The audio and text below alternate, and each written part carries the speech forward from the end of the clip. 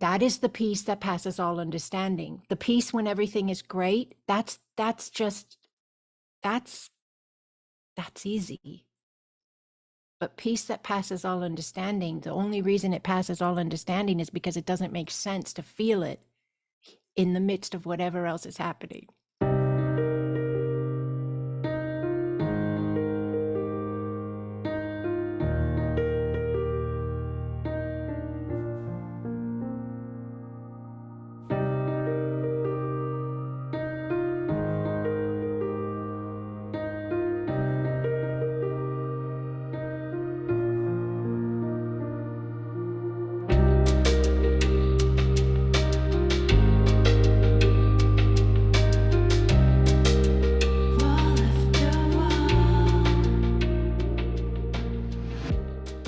Engaging peace, a journey of discovery, recognizing with awareness and observation, very key point here, not judgment or fear, but with awareness and observation, seeing the spaces of ourselves in which we have programs, belief structures running that we are actively living as and or dormantly holding that do not engage peace. So this is that whole check the mindset that's part of this space of teachings. I had a mindset of fear of somebody telling me what to do. I remember when I hated school as a kid. I homeschooled my children because I understood when they said they didn't like it, I understood because I didn't like it either. And I always had this thing about, I don't know why, this is my own thing, okay? But about like getting in trouble.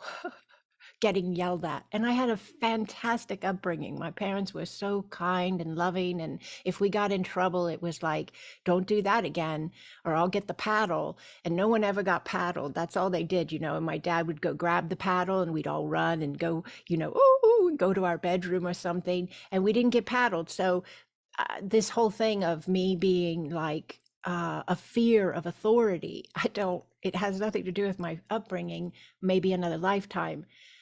But I know for a fact in this life, it's very important that all of us understand the vibration of every space of our existence, of our implementation and of our being. Why? Because holding that fear of authority, yes, is a vibration that would not be able to run in the alignment of peace that is the new earth. So I'm bringing this to myself because it's needing me to see it so that I can nurture it, alchemize it, and shift it. Does this make sense to you? So this person that had this space with me, they are a conduit of that understanding. They are how I get to see this reflection of myself. Does this make sense to you? So I can look at them through that lens, and I can also set boundaries. Of course, it's very important. And I think I did. And I also explained to my husband what happened. And my husband has had spaces as well. And so my husband had an idea of where this was coming from. And he shared that with me. And I said, oh, that makes sense. And so, we feel like we're understanding the space a bit better, and we're going to navigate with as much compassion as possible, but setting boundaries as needed, if needed, because that's important for self-love and yes, self-care as well. So yes, this whole space, this is a beautiful, powerful way to shift this sphere, shift this alignment. Now, I had to have awareness in order to do this. I had to observe it all in order to do this. Does this make sense to you? Okay. I had to choose. You will have to choose. That's how you flip the switch of whatever energy you're running when you make a choice. Can you picture that for me for one moment? A board or wall of light switches. Yes, a bunch of them. And above each light switch is like peace, anger, fear, strife, yes, separation, whatever word you need to use. And at every given experiential space, it's you, only you, yes, and only me for my life that can decide what energy we turn on, what energy we allow to be running. Okay. And you may have to shut some off, right? You may have to choose which ones you want to consciously turn off. So that holding that observation and allowing yourself no judgment. That's a big one as well. Don't judge yourself. I'm not judging me at all for feeling what I felt. I'm like, I'm so proud of you, Andrea. I am. I tell myself, you were so strong and you were so brave and you still held compassion and kindness, but you set boundaries and you said what you needed to say. And I handled things in a very good way. So I want you to be open to, even if that doesn't play out like that, don't judge yourself. Just learn from it. Learn from it. I've already done a million times where I didn't do it exactly the way I wanted to. Do you know what I mean? And you say something, you shoot off at the mouth or whatever it is, and you're not engaging peace. You're flipping a switch of anger, or you're flipping a switch of strife, or whatever it is. And it's all right to feel things. I had to feel what I felt to figure out what it was. Like, I was like, ooh, when he was talking to me, I could just feel this energy surge through my body, like surge. And it was like, I was like energy coming up out of my heart, but then tightening in my throat. Like I wasn't speaking up for myself. Like I wasn't being authentic. Like I was cowering and the energy was stuck in my throat. Does this make sense to you? Okay. So, yeah, later on, after I got through the space, of course, I did cry a teeny bit because that was part of my processing. And you can cry a lot. There's nothing wrong with that. But I had a grid to do in like 15 minutes. Can you believe that? So my objective was to clear myself, balance myself, reset myself, and get on that grid. And that grid was the biggest grid we've ever done energetically. So can you understand that this story holds so much power for us? It's bringing us so much information.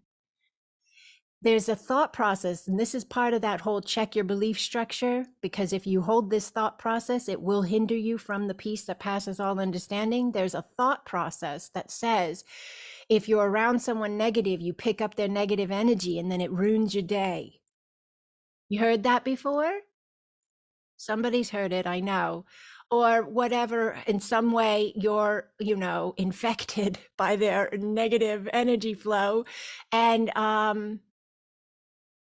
yeah, this space gave us the opportunity to see our power. I chose not to engage his space. He has no power over mine because I hold this belief. I hold this program. I hold this mindset. I hold this knowing. And then I don't only hold it, I implement.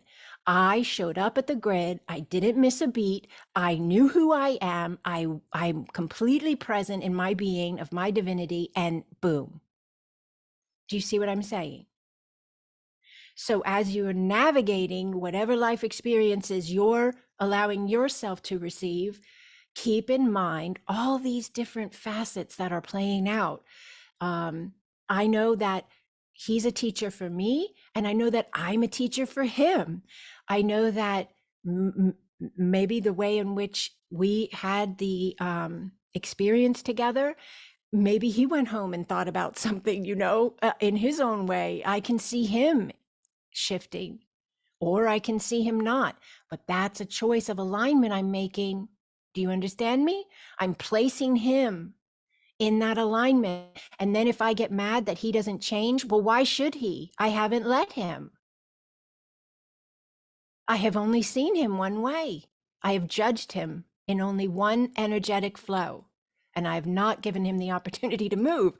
But if I have given him the opportunity to move, I've freed up that energy in its connection to me. Does this make sense to you? How we see people matters. Seek and ye shall find. Seek and ye shall find. What are we looking for in our relationships? Everything that's ever gone wrong or everything that has or could go right? You're the designer, you're the aligner, you're the creator, as I am.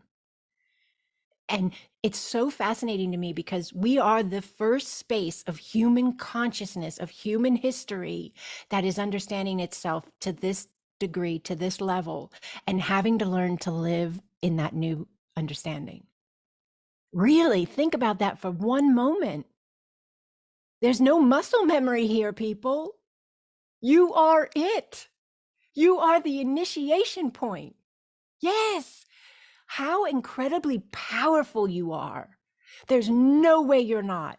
You are such an evolved soul. You are such an evolved higher dimensional being of light that you were able to be in the lineup that would come in to be this now and to implement this shift.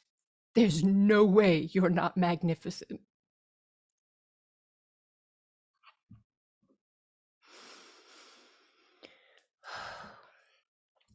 Okay, on with the notes.